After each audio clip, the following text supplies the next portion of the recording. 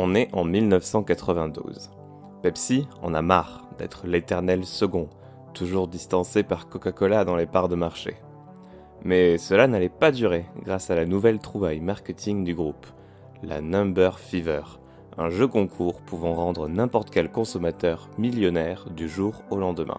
Le jeu inventé par Pepsi a déjà rencontré un énorme succès aux États-Unis.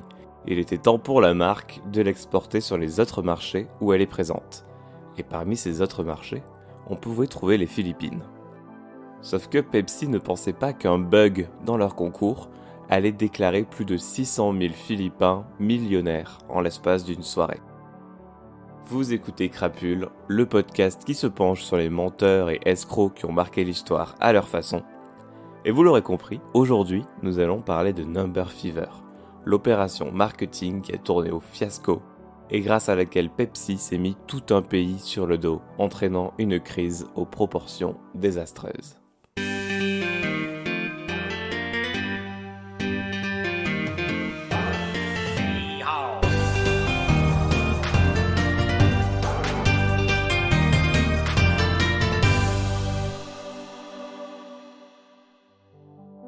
Le concept du concours Number Fever est simple. Sous le bouchon de chaque bouteille de Pepsi, rebaptisée Couronne pour l'occasion, était inscrit un nombre à 3 chiffres, à conserver précieusement. Puis chaque soir, les stations de radio et de télé partenaires diffusaient le numéro gagnant de la journée. La majorité des prix quotidiens étaient relativement faibles, c'était environ 100 pesos, ce qui est à peu près 5 $ américains. Mais de temps en temps, il était possible de gagner le grand prix, d'1 million de pesos, soit l'équivalent de 40 000 $. Après un lancement réussi aux États-Unis, le PDG de Pepsi Cola International, Christophe Sinclair, l'a intégré dans sa stratégie de lutte contre Coca-Cola à l'étranger. Pepsi a donc engagé une agence mexicaine, DG Consultores, pour exporter le Number Fever en Argentine, au Chili, au Guatemala, au Mexique et aux Philippines, où le concours allait rencontrer un énorme succès. Les Philippines étaient alors le 12e marché mondial des boissons non alcoolisées. Pepsi et Coca-Cola s'y sont longtemps livré une guerre pour dominer ce marché. Pepsi a notamment tenté de nombreuses choses. On peut citer par exemple la commercialisation de Pepsi AM, une boisson contenant 28% de caféine en plus que le Pepsi classique et qui était présentée comme une alternative au café. La boisson n'a pas rencontré un grand succès et malgré leurs autres tentatives, Coca-Cola était toujours loin devant. En 1992, Coca représentait 83% de part du marché. C'était si élevé que la marque ne se donnait même plus la peine de faire de la publicité. Mais ça, c'était avant l'arrivée de Number Fever aux Philippines. Pepsi congratulates the first Number Fever millionaire. Kami sa Batangas nagsibak kami sa Baclaran. Tapos nag-order kami ng Pepsi. Winning in the Pepsi Number Fever promo. Une fois le concours lancé, les ventes mensuelles de Pepsi ont fait un bond de 10 à 14 millions de $, et leur part de marché a augmenté de 19 à 25%. Entre février et mai 1992, 51 000 personnes ont gagné le prix quotidien de 100 pesos, et 17 personnes ont remporté le grand prix de 1 million. Les usines d'embouteillage de Pepsi tournaient alors 20 heures par jour pour pouvoir doubler leur production habituelle. Les publicités Pepsi étaient partout et les chiffres gagnants étaient diffusés par 29 stations de radio et 4 journaux. La promotion, qui devait initialement se terminer le 8 mai, a finalement été prolongée de 5 semaines face à son succès.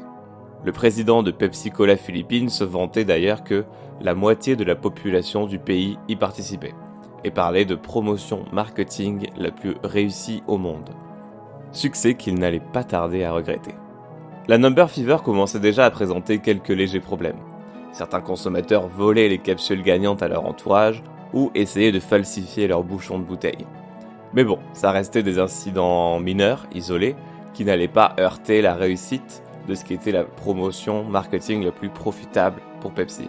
Jusqu'à ce que, le 25 mai 1992, le programme d'information de Channel 2 annonce le numéro gagnant, faisant remporter à quiconque le détenant la somme d'1 million de pesos. Et ce numéro, c'était le 349. Lorsque le 349 est annoncé ce soir-là, de nombreux Philippins n'en reviennent pas. On entend une famille crier de joie dans une première maison, puis dans une autre maison, puis une autre, ainsi de suite. Au total, plusieurs dizaines de milliers de Philippins se rendent compte qu'ils ont décroché le Grand Prix grâce à leur capsule. Certaines personnes ont même plusieurs bouchons gagnants. De nombreuses personnes se sont retrouvées multimillionnaires du jour au lendemain. Les gagnants se sont alors rués jusqu'aux portes de l'usine d'embouteillage de Pepsi, au nord de Manille, pour réclamer leur prix. Mais pendant ce temps, évidemment, chez Pepsi, l'humeur n'est pas vraiment à la fête. Quelqu'un avait visiblement fait une erreur. L'erreur viendrait sûrement de l'agence mexicaine que Pepsi avait engagée pour assurer la partie logistique du concours. L'agence avait en fait créé 2 listes. Une liste contenant 60 combinaisons de numéros gagnants et une autre liste de numéros qui étaient strictement interdits parce qu'ils étaient inscrits sur de nombreuses bouteilles. Et le numéro 349 figurait sur cette seconde liste car il était imprimé sur plus de 600 000 bouchons de bouteilles. Mais d'une manière ou d'une autre, ce système a mal tourné et les listes ont été échangées.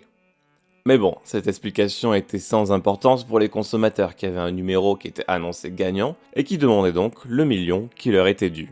Et ce nombre de consommateurs gagnants a finalement atteint 486 170 personnes.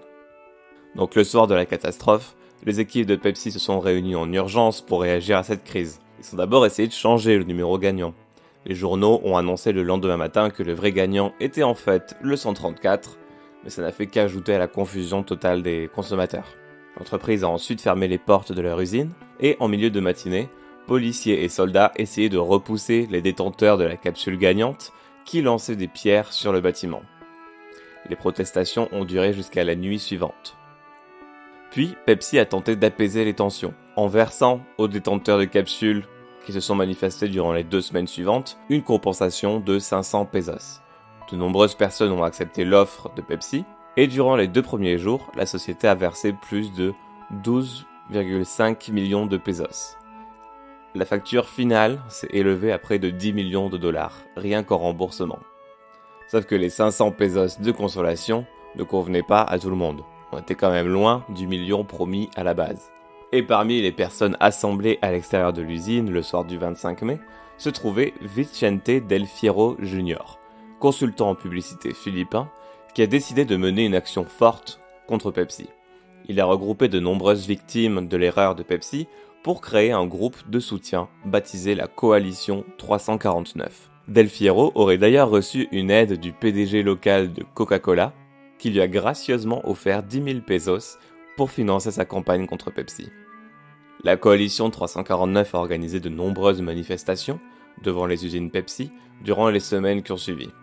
Del Fierro a également commencé à préparer une action en justice contre Pepsi pour recevoir la somme promise par la marque. Il acceptait 500 pesos pour les frais juridiques de la part des membres de la coalition qui pouvaient se le permettre et travaillait bénévolement pour ceux qui ne le pouvaient pas.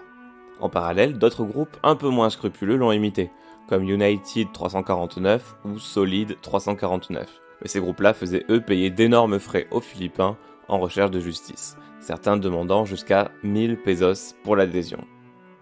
Del Fierro, quant à lui, a fini par engager 5 employés pour traiter les nouvelles demandes de procès. Il en a finalement signé environ 800.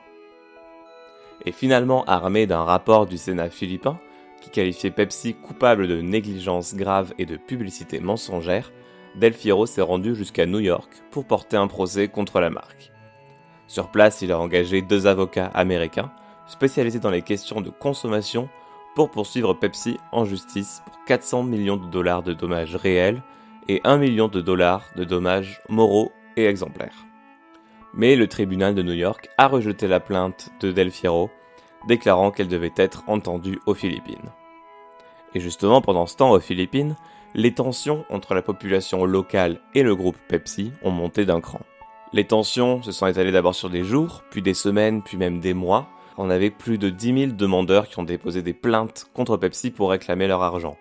Il y avait même certains spéculateurs qui rachetaient des capsules 349 pour plusieurs centaines de pesos dans l'espoir d'empocher un gros pactole plus tard. Et puis la colère a fait place à la violence. Les camions de livraison Pepsi étaient devenus les premières cibles des manifestants. À peu près 37 camions ont été renversés, brûlés et vandalisés par des manifestants. Les bureaux de l'entreprise Pepsi ont aussi été la cible de cocktails Molotov qui se sont écrasés sur les fenêtres et les pelouses. Pepsi a dû réagir en engageant des gardes du corps pour ses cadres, en plaçant des passagers armés dans les camions de livraison et en faisant sortir du pays tous les expatriés qui travaillaient aux Philippines. Enfin, un matin de février 1993, une bombe artisanale qui visait un camion de livraison a rebondi pour finir sur un trottoir où elle a explosé. Une institutrice et une enfant de 5 ans qui se trouvaient là ont perdu la vie. Ce qui n'était au départ qu'une crise comme certaines marques rencontrent chaque année, venait de prendre des proportions dramatiques. Au début de l'année 93, Pepsi a finalement dû payer une amende de 150 000 pesos au ministère du Commerce et de l'Industrie pour s'être éloigné de la campagne de promotion que le gouvernement avait approuvée. Pepsi était devenue alors une marque fuie comme la peste. Sa commercialisation était devenue pratiquement impossible et ses ventes ont chuté drastiquement. Le scandale a même donné naissance à une expression locale, se faire 349 pour dire que l'on s'est fait arnaquer. En avril 93, le PDG de Pepsi International s'est même envolé pour Manille pour une réunion d'urgence avec le président Ramos. Sinclair demande de l'aide, avertissant que l'incident pourrait faire fuir les investissements étrangers dont les Philippines ont tant besoin, mais Ramos ne l'entend pas de cette oreille et refuse d'aider le groupe. Le mois suivant, une autre grenade est lancée dans une usine Pepsi à Davao City qui va tuer 3 employés. Suite à ces terribles attaques, une nouvelle rumeur a commencé à circuler dans les journaux locaux. Un officier de police affirmait que les attentats et les émeutes n'étaient pas dus aux manifestants, mais étaient plutôt des actes d'auto-sabotage organisés par Pepsi directement. L'accusation venait du chef de la division du crime organisé du service de renseignement des Philippines. Et dans son rapport, il annonçait que Pepsi avait organisé ces attaques pour discréditer l'ensemble des personnes se plaignant de l'erreur du concours. Mais si la crédibilité et la validité de ce rapport a immédiatement été rejetée par les autorités, son existence a fuité dans la presse, portant un nouveau coup à la marque. Les tensions ont finalement duré pendant plus d'1 an et demi, jusqu'en novembre 93, où des centaines de manifestants ont accueilli le président américain Bill Clinton, qui était alors en visite d'État à Manille, en l'appelant à l'aide avec une effigie de bouteilles de Pepsi remplies de feux d'artifice. Puis lentement, le scandale de Pepsi a commencé à s'effacer. Les 700 procès civils et 5200 plaintes pénales engendrées par l'affaire ont été rejetées par les tribunaux. Pepsi était déterminé à rester dans le pays, et les manifestants n'avaient plus le temps ni l'énergie de continuer leur combat. Le sentiment anti-Pepsi a peu à peu commencé à s'estomper. En 1994, leur part de marché a même rebondi grâce à leur nouvelle méga bouteille de 1,5 litres qui se vendait très bien. Les protestations ont fini par s'éteindre, mais les poursuites judiciaires se sont poursuivies pendant des années. L'affaire a définitivement pris fin en 2006, soit 14 ans plus tard, lorsqu'un tribunal philippin a déclaré que Pepsi n'avait pas été négligent et n'était pas responsable des dommages. Le cauchemar de l'entreprise était terminé. Au final, via ce concours raté, Pepsi aura trompé plus de 600 000 Philippins. Number Fever aura coûté près de 10 millions de dollars à la marque, rien qu'en frais de remboursement. Mais les réactions qui ont suivi l'erreur auront coûté la vie à 5 personnes. Et même si l'affaire a laissé une trace indélébile sur la réputation de la marque aux Philippines, Pepsi s'en est quand même plutôt bien tiré face à la loi.